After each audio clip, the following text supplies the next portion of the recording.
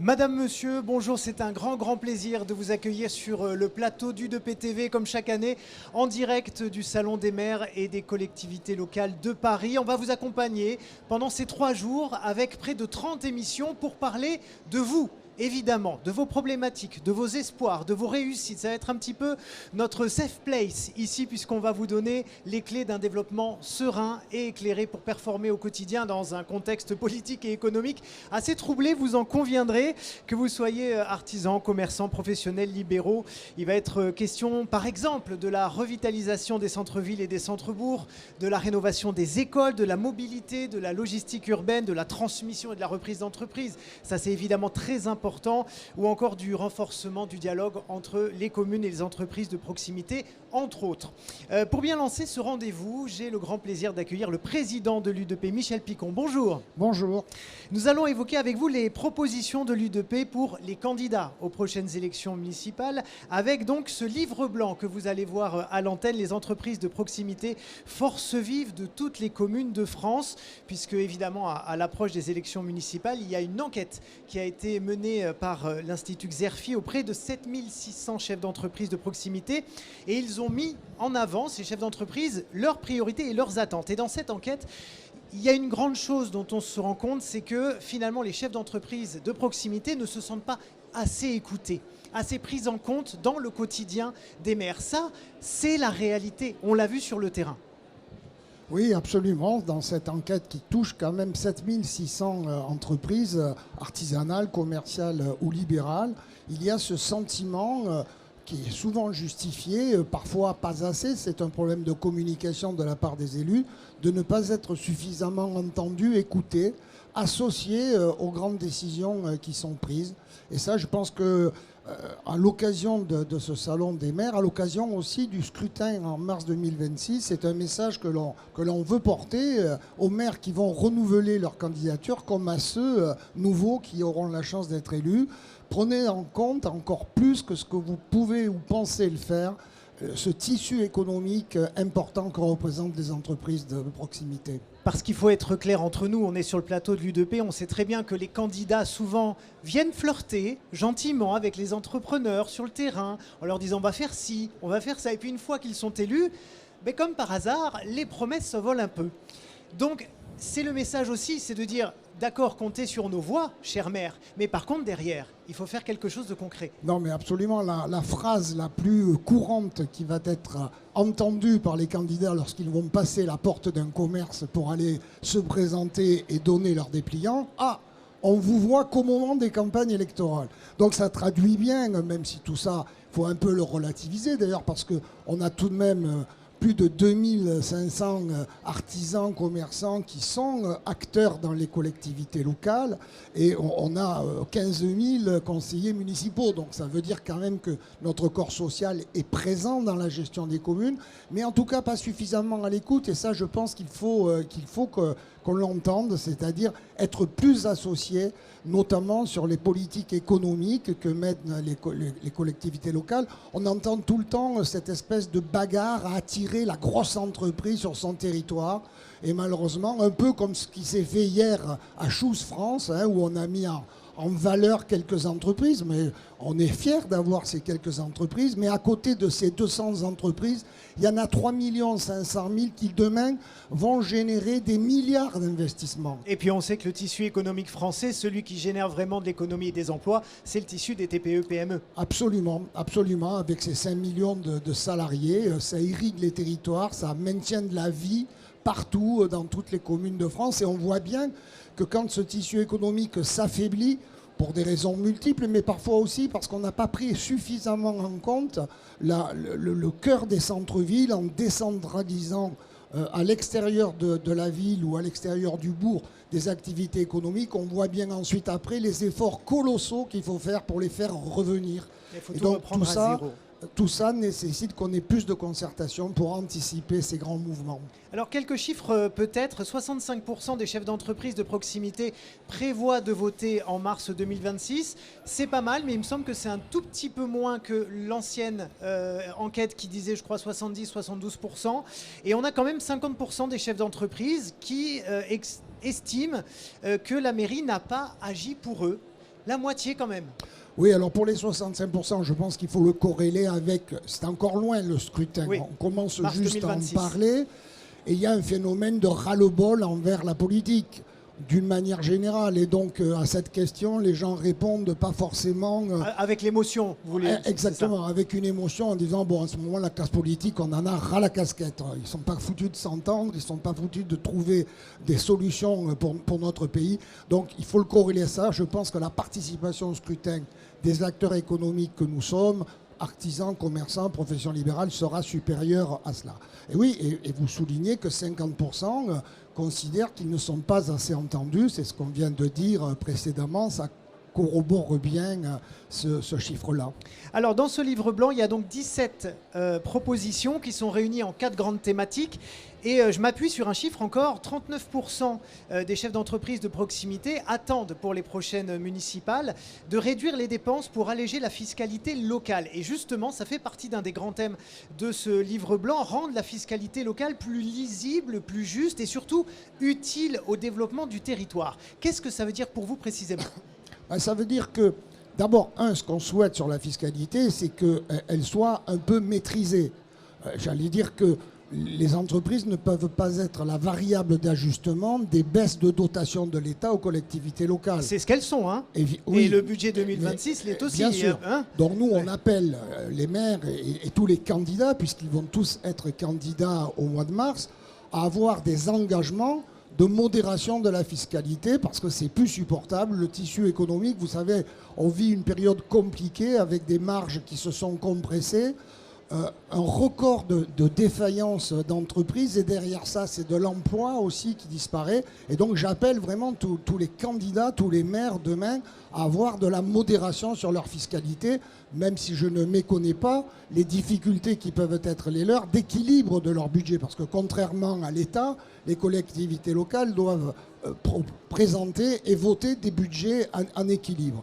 Mais il y a aussi l'outil que peut représenter la fiscalité lorsque l'on veut booster un certain nombre de choses. Et je pense notamment au centre-ville, à des vitrines, des commerces qui se vident. Comment on peut soutenir la réinstallation d'activités commerciales là-dedans. La fiscalité peut être un outil. On a des exemples, chacun pourra les compulser dans le livre, où l'effort en fiscalité d'une collectivité locale sur la réimplantation d'activités a produit des effets extrêmement positifs, aussi bien sur l'activité économique que sur l'emploi. Donc la fiscalité doit être un outil, pas seulement dans la recherche d'attirer des grands groupes, parce que c'est souvent ça qu'on voit. On fait venir en périphérie une entreprise et c'est la foire d'empoigne entre les différentes collectivités pour savoir comment on va l'exonérer pour l'attirer. Nous, ce qu'on demande, c'est que les choses soient faites de manière plus orientée vers les petites entreprises, parce que c'est elles qui créent la vie dans les territoires. Ouais. Je rappelle d'ailleurs que le livre blanc est accessible sur le site de l'U2P. Un autre chiffre pour appuyer la deuxième thématique, 37% des chefs d'entreprise de proximité veulent un encouragement de l'activité économique et de l'implantation des entreprises. Et ça passe notamment par des choses très simples. Optimiser l'accessibilité et le stationnement en centre-ville, par exemple. Les règles de mobilité. Le stationnement, on va d'ailleurs en parler. Ça va être l'objet d'une de nos émissions aujourd'hui ou demain. C'est un vrai problème, ça. Ah oui, d'une manière générale, la voiture est devenue l'ennemi numéro un. L'ennemi numéro un non seulement des villes qui n'en veulent plus dans leur centre, mais tout ça, bien évidemment, c'est pas que les voitures, c'est aussi les camions qui ne peuvent plus livrer. Qui ne peuvent plus. C'est aussi des artisans qui n'ont plus la capacité de se déplacer dans le cœur de ville, parce que c'est une zone ZFE dans laquelle il n'y a pas de possibilité d'accéder si on n'a pas un véhicule électrique, et toutes les entreprises n'ont pas les moyens d'investir là-dedans. Donc oui, le stationnement à un tarif abordable. Je veux dire, on ne peut plus imaginer que pour aller faire ses courses, on dépense pour garer sa voiture plus de 15 €. C'est pas possible. On ne peut pas demander aux commerçants d'être attractifs et en même temps de donner à leurs clients un péage, si je puis dire, en utilisation de parking. Donc oui, il faut des parkings. Oui, il faut des parkings à proximité des commerces, et il les faut à des tarifs extrêmement extrêmement accessible à tous. Sinon, les Français ils vont faire leurs courses dans la grande distribution, dans les supermarchés où le parking est gratuit. Donc les élus ont un rôle considérable de prise en compte de ce problème de stationnement des véhicules. Et puis il y a quelque chose de très simple, il y a parfois des personnes âgées qui veulent faire des achats de proximité et puis qui n'ont pas toujours la force aussi d'avoir un grand caddie avec plein de choses dedans. Donc il y a aussi moins d'attractivité parce que effectivement dans un caddie on met plein de choses, donc on achète plus. Et si on ne peut pas avoir sa voiture en centre-ville, on ne peut pas, tout simplement de façon tout à fait technique. Troisième thématique, c'est l'emploi. Alors on sait qu'il y a beaucoup d'entreprises qui peinent notamment à recruter des saisonniers, tout simplement parce qu'elles ne peuvent pas les loger. Et ça, c'est aussi une de vos demandes, rénover des logements qui peuvent profiter aux salariés, aux apprentis. Tout à fait, c'est une des propositions que l'on fait. Le logement est devenu un véritable problème pour les Français. Il l'est aussi, bien évidemment, pour les jeunes qui trouvent un emploi, pour les apprentis aussi qui n'ont pas des moyens, importants pour se loger. Et donc nous, on encourage effectivement les collectivités locales, lorsqu'elles le peuvent, lorsqu'elles ont un patrimoine immobilier qui, sur un certain nombre de lots, pourrait être réhabilité en studio, permettant à des jeunes apprentis ou à des jeunes salariés de trouver à des conditions convenables, enfin adaptées à leur situation, de trouver un logement. Je crois que là-dessus, les collectivités locales ont un rôle majeur. Oui, il faut faire du logement social avec les contraintes que cela représente pour les communes. Oui, il faut débloquer des permis de construire sur des zones pour que les bailleurs sociaux puissent construire des choses, pour que nos artisans aussi trouvent de l'activité. Mais cette priorité aujourd'hui sur les jeunes, si on veut maintenir de la vie dans les territoires, il faut que les entreprises qui accueillent des apprentis offrent la possibilité à ces jeunes apprentis de se loger. Et il y a, vous le verrez là aussi dans le livre blanc, le report de quelques expériences extrêmement positives. Et justement, il me semble, si je me rappelle bien, à La Rochelle, un ancien camping qui avait été complètement, où il n'y avait plus personne, qui a été refait et mis en logement pour les saisonniers. Il me semble d'ailleurs qu'on en avait parlé sur ce plateau il y a 2 ans. Et ça fait partie de ce genre d'initiative qui fonctionne, effectivement. Et quatrième grande thématique, c'est sur la commande publique, ouvrir davantage les marchés publics aux TPE locales. Et ça, c'est quand même fou parce que ça semble d'une logique implacable.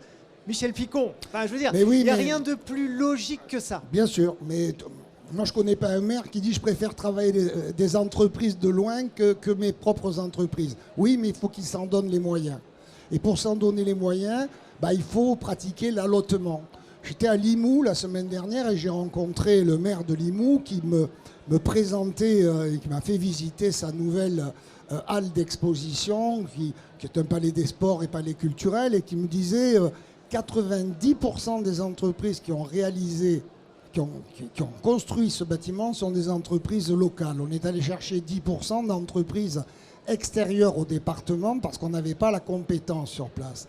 Et comment il a pu arriver à faire ça pour construire ce grand bâtiment en faisant des allotements, un allotement pour la menuiserie, un allotement pour la plomberie, un allotement. Alors ça peut poser quelques difficultés, mais pas vraiment quand on est accompagné par de bons maîtres d'ouvrage, par de bons assistants à maîtres d'ouvrage. On arrive à le faire, et en tout cas à ce moment-là, les petites entreprises locales, elles peuvent accéder à ces marchés, parce que si on ne fait pas d'allotement et qu'on fasse des grands lots, bien les entreprises locales, les artisans locaux n'ont pas accès à ces marchés, c'est donc de l'emploi en moins pour les habitants du territoire. Donc il y a une culture comme ça qu'il faut avancer, parce que souvent on voit des maires qui nous disent « mais oui, moi je voudrais bien, mais je suis coincé par les obligations des appels d'offres européens, des appels d'offres qui sont normés ». Oui, non. Voyez les gens de l'UDP. L'UDP est présente dans tous les territoires, 115 UDP départementales. On est présent dans toutes les régions. Prenez contact avec les gens de la CAPEB, de la CGAD, de la CNAMS. Ils vous expliqueront ce que le maire peut faire en toute légalité pour favoriser ces entreprises locales. Et je pense que c'est indispensable si on veut tenir une économie de proximité. Alors, je rappelle donc que ces 17 propositions et ces 4 thématiques sont réunies donc dans ce livre blanc qui est accessible sur le site de l'UDP.